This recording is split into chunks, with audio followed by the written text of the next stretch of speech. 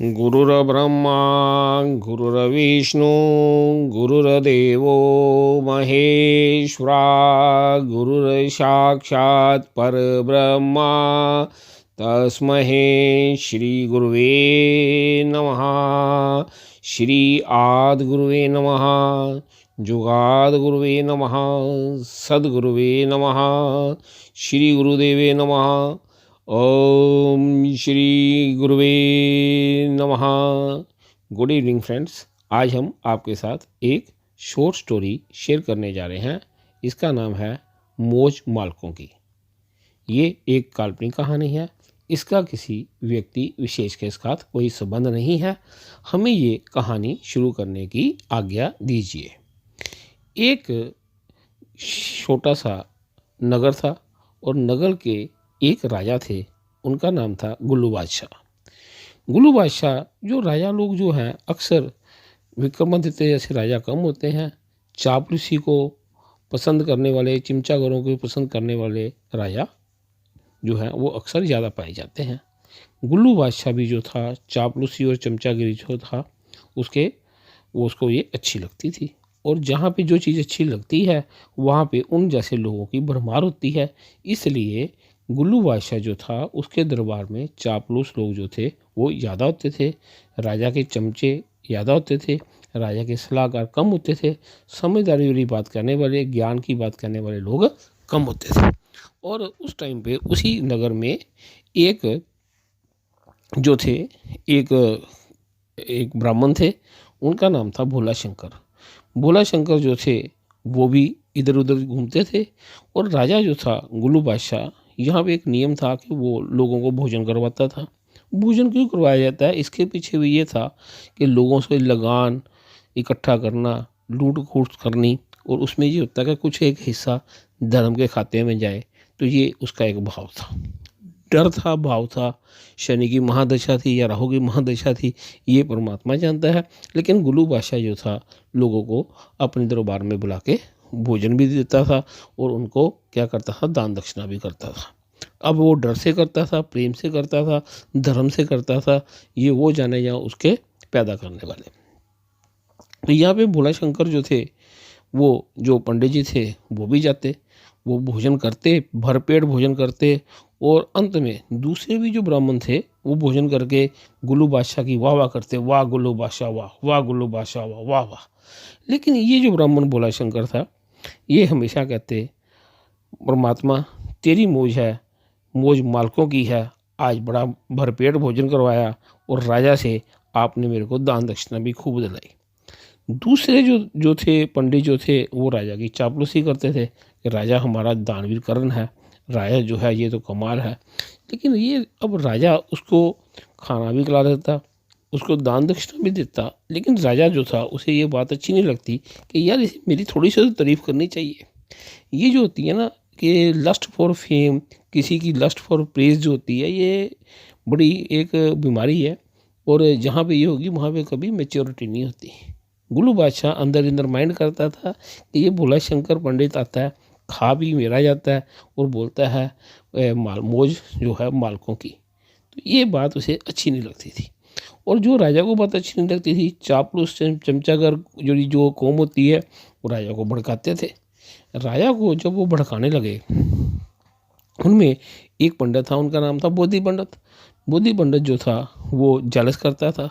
हमेशा ही याद रखिए, कोई कहानी सुन लीजिए, कोई कथा सुन लीजिए, हिस्ट्री में चले जाइए, हमेशा ज्ञानवान व्यक्ति जो होता है, इंटेलिजेंट बंदा जो होता है, वाइज पर्सन जो होता है, उसका हमेशा युद्ध होगा कनिंग लोगों के साथ। जैसे राक्षसों का युद्ध जो होता है वो दानवों के साथ होता है। तो यहाँ पे बोधि पंडित जो था वो उनसे जलस करता था। और बोधि पंडित जो था राजा की बड़ी जो है गुल्लू बादशाह की बड़ी वाह वाह करता था। अब बोधि पंडित जी के कहने पे राजा ने जो है भोला शंकर को अपने दरबार में आने से मना कर दिया। और जो राजा ये भोला शंकर था वो परमात्मा को मानने वाला बंदा था, वाहिगुरु जी को मानने वाला बंदा था। कहता मौज मालकों की, राजा ने अगर नहीं एंट्री की मेरे को, राजा कौन सा मेरा हवा पानी बंद कर देगा, मेरी ऑक्सीजन बंद कर देगा। जितने श्वास मेरे को उस परम पिता परमेश्वर ने, उस वाहिगुरु ने तो दिए हैं वो तो मैं लेके जाऊँगा। और उसकी मर्जी के बिना मेरा कुछ नहीं होता। जैसे उसने मेरे को पैदा किया है, पैदा करने वाले ने रिज़्क का भी और मौत का भी बंदोबस्त पहले किया हुआ है। सो निश्चिंत होके तो वो परमात्मा की मौज में रहने वाला ब्राह्मण था। खाना मिलता ठीक है, नहीं भी मिलता तो भूखा भी रह जाता है। और एक ही बात थी, मौज मालकों की वो बोलता। तो इस ढंग से वो चल रहा था। अब बोधि पंडित जो था राजा के करीब हुआ और राजा जो है उसको बोलने लगा, महाराज आप तो की जो जय जयकार हो रही है, एक अनुष्ठान है, अगर वो आप अनुष्ठान कर लो तो आप तो चक्रवर्ती राजा बन जाओगे। राजा जो होता है रजोगुण से भरपूर होता है, उसे अपनी वाह वाह प्रशंसा धन का लोभी सबसे ज़्यादा होता है। तो वो दो ही तरह के राजा होते हैं, एक राजा जो प्रजा का ध्यान रखते हैं, दूसरा जो अपना ध्यान रखते हैं। तो ये जो गुलू बादशाह था ये अपना ध्यान रखने वाला बंदा था। उसने बोला मैं चक्रवर्ती राजा बनूंगा। कहता फिर अड़ोस पड़ोस के राजाओं की जो रानियां हैं सुंदर सुंदर, वो भी आपकी रानियां हो जाएंगी। अड़ोस पड़ोस के जो राजे हैं वहाँ की जनता भी जो है आपकी सेवादार हो जाएगी। तो फिर वहाँ पे आप लूट खसूट करना, वहाँ से आपको बहुत सारा धन मिलेगा। इंटेंशन हमेशा याद रखिए, जब इंटेंशन अच्छे होते हैं तो परम सत्ता आपकी मदद करती है। जब इंटेंशन बुरे होते हैं तो परम सत्ता पग पग पे अड़चन डालती है। शॉर्ट टर्म में चाहे व्यक्ति विजेता हो, लॉन्ग टर्म में वो परम सत्ता उसे भिखारी भिक्षुक बना के छूटती है। ये याद रखिएगा। अब क्या हुआ, यहाँ पे राजा उसके पंप में आ गया और उसने उसके इंटेंशन ये नहीं थे कि मैं चक्रवर्ती राजा बन के लोगों की भलाई करूँ, नेक काम करूँ। नियम है, सुना होगा, तपो राज, तप के बिना राज नहीं मिलता, राजो नरक। और जो राज मिलने के बाद उसका दुरुपयोग करते हैं तो फिर वो नरकों में वो नहीं जाते, उनकी आने वाली 7 पुश्तें जाती हैं। अब यहाँ पे जो गुलू बादशाह था उसने कहा जी ठीक है आप अनुष्ठान कराओ। उसने जो है 108 ब्राह्मण बुलाए, बहुत बड़ा हवन यज्ञ जो था वो 40 दिन करवाया। 40 दिन जो है पंडितों की पूरी चांदी थी, खीर पूड़ी खाने को मिल रही थी, दक्षिणा मिल रही थी। तो अब राजा गुलू बादशाह जो था वो कहता है यार मैंने जो है बोधि पंडित जी जो को अगर मेरा अनुष्ठान पूरा हो गया है तो अगर मैंने इनको दान दक्षिणा ज़्यादा दी मतलब कि तो ये कहीं माइंड ना करें। तो उन्होंने क्या किया, जो गुलू बादशाह था उसने एक कद्दू मंगाया। कद्दू को अंदर से साफ करके उसमें हीरे जवाहरात और सोने की मोहरें भर के तो क्या किया, ये जो बोधि पंडित जी था उसको कहा पंडित जी आप ये कद्दू ले लो। अब जब कद्दू मिला तो पंडित जी ऊपर से तो ये शो कर रहे थे कि नहीं जी उनको कोई लालसा नहीं है। ब्राह्मण आदमी भी लालची होता है। हाँ, जो भी काम किया जाता है इस संसार में नीड होती है या ग्रीड होती है। और ये बोधि पंडित जो थे नीड तो उनकी पूरी होती थी लेकिन ये ग्रीड थी। अब राजा कद्दू दे रहा है, राजा कद्दू, वाह क्या कॉम्बिनेशन है। लेकिन अब राजा है उसको कुछ कहा भी नहीं जा सकता, और अगर कहा तो गर्दन कटवाने का डर, भय बिना प्रीत नहीं, ये सही है। और उसने राजा के सामने कुछ नहीं कहा, उसे कहा ये क्या है, ये कहता है ये आपने जो 40 दिन अनुष्ठान करवाया है तो ये मैं आपको कद्दू देता हूँ दक्षिणा में। दूसरे पंडित जो थे वो भी हंसने लग पड़े, उनको 10 सोने की मोहरें मिली थी। अब यहाँ पे जो जो राजा था वो कहता, गुलू बादशाह कहता जब ये घर जाएगा कद्दू को खोलेगा और इसमें हीरे जवाहरात मिलेंगे तो ठीक है। ऐसा उसने इसलिए भी किया था कि दूसरे पंडित माइंड ना करें, क्योंकि राजा लोग जो है इनमें एक नियम होता है, इक्वलिटी का नियम नहीं होता। ये सब वो ये शो करना चाह रहा था कि मैंने सबको इक्वल जो है सब कुछ दिया। उसने कद्दू के साथ 10 सोने की मोहरें इसको भी दे दी, ताकि पंडित जी यहाँ पे फील कर रहे थे जो मेरे जूनियर पंडित हैं उनको भी 10 सोने की मोहरें, मेरे को भी 10 सोने की मोहरें, मेरे को बोनस के रूप में ये कद्दू दे दिया। पंडित जी जले भूले कल्पे हुए थे, क्या कर सकते थे, ताकतवर व्यक्ति के सामने ज़्यादा बोला नहीं जा सकता। तो बोधि पंडित जी रास्ते में जा रहे थे, रास्ते में एक सब्जी वाला था, वो सब्जी वाले के पास गए, कहते यार ये कद्दू मैंने रख ले। कहते मैंने क्या करना है, कहता यार बेच बूझ नहीं। कहते चलो ठीक है। उसने क्या किया, उस कद्दू के 4 अनाज जो थे बोधि पंडित को दे दिए। बोधि पंडित जो है कलपता हुआ घर गया और जाके उसने अपनी घरवाली को 10 सोने की मोहरें दी और साथ में ये 4 अनाज दिए। उधर से जो थे भोला शंकर जी, उनके पास क्या थे, सिर्फ 1 रुपया था। उनकी पत्नी बोलती 2 दिन से बच्चों ने कुछ खाया नहीं है, जाओ कोई सब्जी ले आओ। वो उसी सब्जी वाले के पास जाते हैं और उसको बोलते हैं कि यार ये मेरे को जो है सब्जी चाहिए, कहता बस एक कद्दू बचा आप ले जो कितने का, कहता ये आप 1 रुपये का, तो 1 रुपया देता है। सब्जी वाला भी समझदार है कि यार मैंने 4 आने का कद्दू लिया है, मैं तो 1 रुपये का बेच रहा हूँ। डेस्टिनी बहुत बड़ी चीज़ होती है, उस परमपिता परमेश्वर की सत्ता जो है वो बहुत आगे की चीज़ है, वो आम हम जैसे मूर्खों की समझ से दूर है। और ये भोला शंकर फिर परमात्मा का ध्यान करके कहते हैं चलो ऐसे है, कद्दू ले जाते हैं, कद्दू खाते हैं जाके। घर गए, जब कद्दू खोला उसमें हीरे जवाहरात मिले, तो इन्होंने फिर वही बोला कि मौला तेरी मौज मौज है मालकों की है।